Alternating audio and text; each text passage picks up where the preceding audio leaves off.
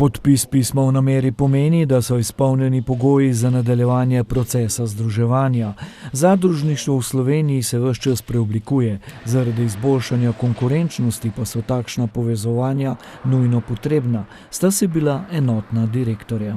Da je dobro nenazadnje za našo zadrugo in tudi za celotno regijo, da nastane res močan kmetijski gospodarski subjekt, ki bo že v osnovi združeval okrog 1000 članov.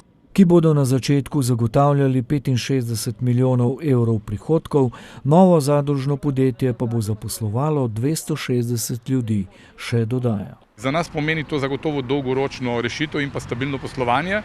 Se pravi rešitev, bi rekel, dediščine Kaze Krka, ki zagotovo ima pozitivne zgodovinske trenutke, in pa rešitev teh vseh naših nakopičenih težav, s katerimi se v zadrugi zaradi preteklih slabih poslovnih odločitev soočajo že več kot 20 let, še pojasnjuje Kambič. Zato ne preseneča, da je Pavel Vidic, prvi med 250 zadružniki, lastniki Kaze Krka, o podpisu pisma o nameri slikovito dejal: 20 let smo prepozni. Tako bi marsikater članov ostal še v Kaze Krka, tako je pa odšel zaradi finančne varnosti drugam. Kmetijska zadruga Trebnje ima dobrih 730 članov lastnikov. Ti so tako kot njihovi kolegi v Kaze Krka pripojitev soglasno podprli.